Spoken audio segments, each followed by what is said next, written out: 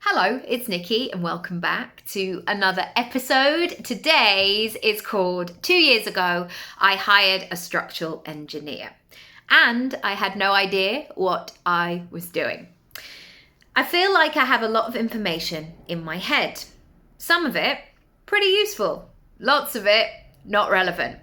I can remember song lyrics, but not my 3-digit number on the back of my debit card. I have to double check it at least 3 times. I wonder how my kids will view schooling in years to come. Perhaps they will wish they had more practical advice, mortgages, taxes, what happens when your car breaks down, how to sort the boiler when you can't get hot water, etc. In 2022, we were trying to move house, and one of the obstacles between us and actually living in our dream house was the question of whether it was structurally sound. It's Edwardian and it's in a conservation area, and who knew what could be lurking?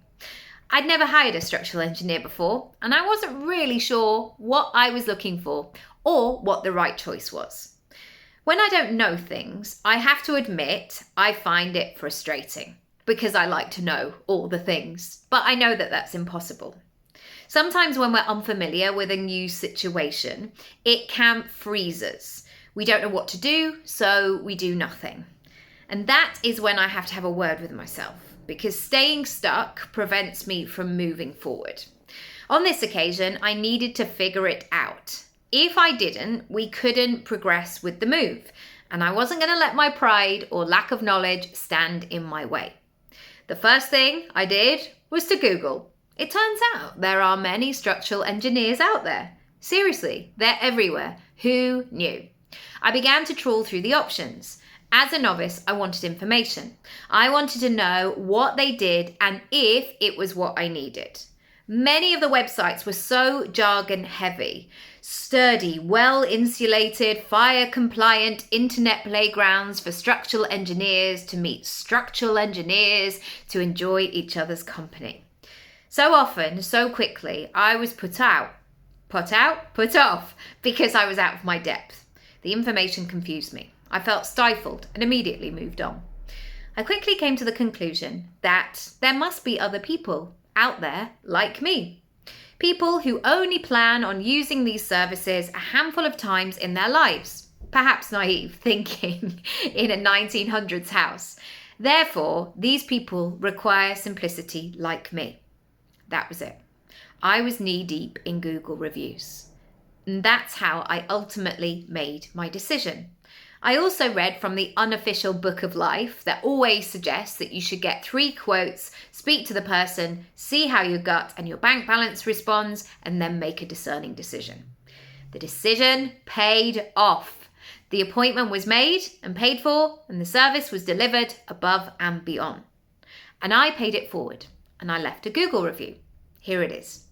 We were really thrilled with our choice. The process was seamless. Tyler really had a sense of what we were looking for and was so informative on the phone. The admin of booking and the payment was so straightforward.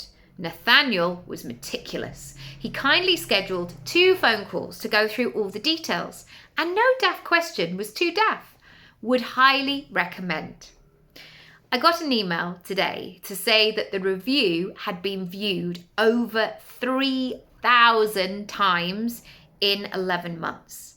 Now, I'm clearly not taking credit for somebody else's business, but maybe, just maybe, 5 minutes of my time helped in some way.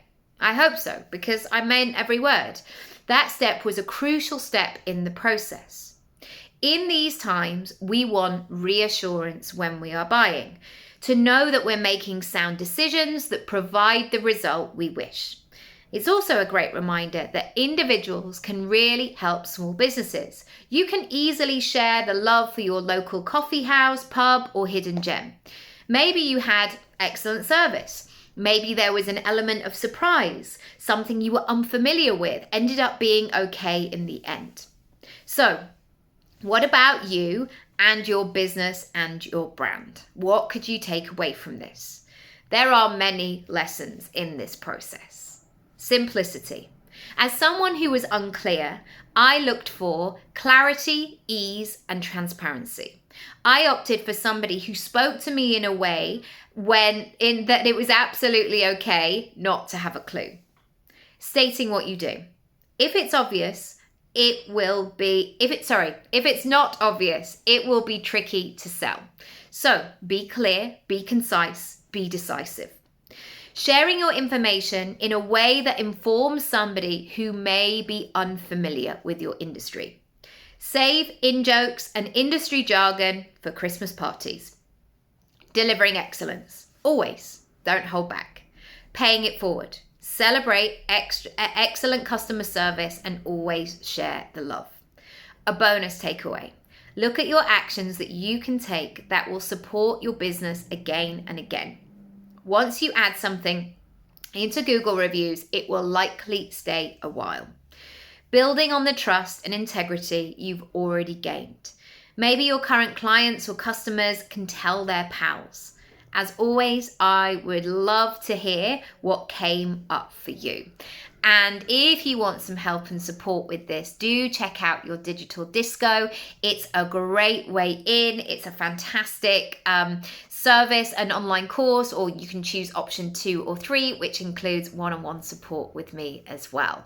But has something come up for you? Do you have, and again, this is a bonus takeaway that I can share. Have you had an experience as the buyer? Can you weave it into your content in some way? I would love to know. Feel free to tag me, let me know what came up, and I'll see you in the next one. Bye.